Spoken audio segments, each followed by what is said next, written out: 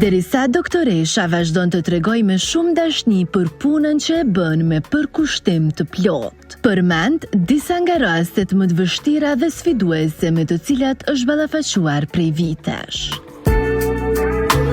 Momente kënaqësie gjithmonë janë ato kur vjen ndonjë lëndim i rëndë dhe kalon mirë, përfundon mirë gjithçka, atëherë je shumë e kënaqur kur kujtohesh momentet kur ka ardhur si ka ardhur, edhe kur ai shkon në shtëpi edhe me një shqetësim normal.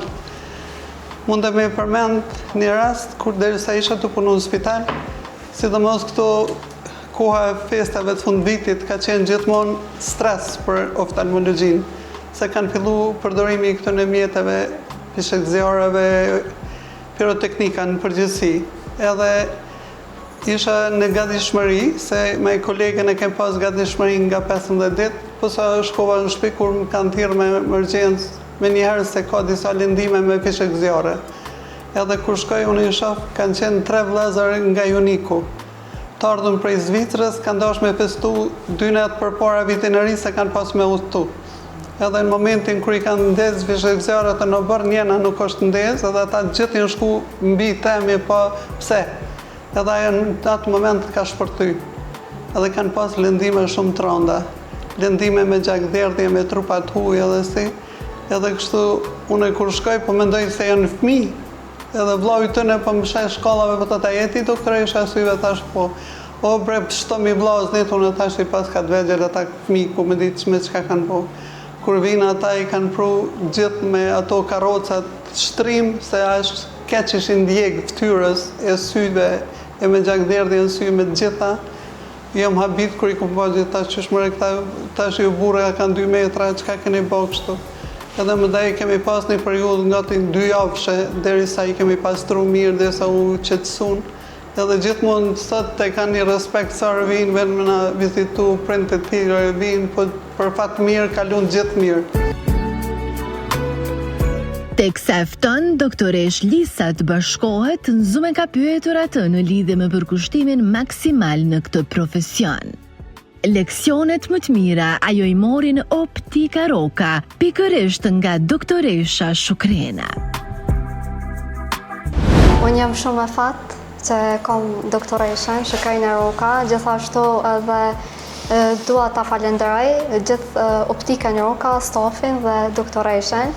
Është një mbështetje shumë e madhe për mua dhe një motivim shumë i madh që ma kanë ofruar mundësinë për punë, edhe sidomos që kanë besim të unë. Çdo ditë, domethënë, është e gatshme në çdo kohë, në çdo moment që ta ofroj dijen e saj edhe përvojën e saj shumë vjeçare. E duke ditur që jemi në një fazë të jetës dinamike, ku çdo herë e më shumë, kompjuteri dhe telefonat po përdoren pa kontroll.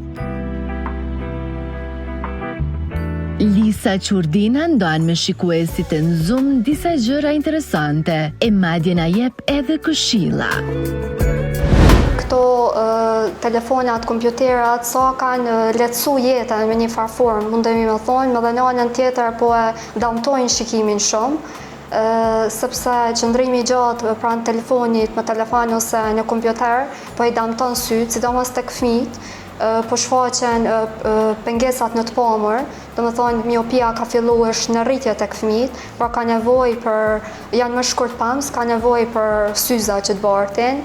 Pastaj, kur shikojmë gjatë telefonin dhe kompjuterin, atëherë syt e ullet ai ritmi, do me thoni hapjes edhe mbylljes së syve, syt janë më të hapur, dhe kështu vjen deri tek humba ajo lagështia e syrit, që me thonë që ndodh në kushte normale dhe syri bëhet më i thatë.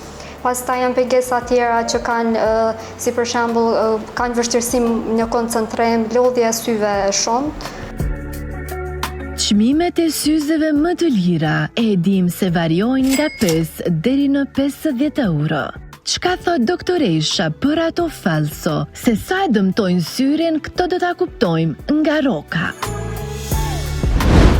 Te na është trend ajo blerja e syzeve të lira, me qenë se minion e arsyetoj për shkak standardit ult që ka popullata, një pjesë e madhe. Mirë po, minion tjetër nuk I arsyetoj njerëz që kanë mundësitë materiale edhe shkojnë marrin asnjë syze për shkak neglizhencës vetë që e bëjnë. Se gjithë botën shiten ato syze. Ne kem rastin kur na vinë edhe thotë jo, mu prej Zvicrës mi kanë pru, nuk janë këto kësi. Po gjithë bota e ka syzat kineze që shiten. Te ne e shiten 2 euro, se jemi më të parfën. Po në Zvicër shkon 30 euro, 50 euro, se I kanë standard tjetër. Ti mos mendo që është diçka më e mirë. Ato janë blehen gjithkund, si momenti yt që tregon që I ke harru ose të kanë ty në moment, edhe duhesh diçka me bë pas syzes mundesh. Edhe zgjidh problemin, ose del me udhtu, I ke harru syzet, I vën syzet lexon rrugës. Mirë po jo me majt me vitet tona ato. Se unë gjithmonë them, aq sa kushtojnë, aq që kanë vlerën. Po zgjidh problem. Për zgjidhjet një kohë të shkurt bën.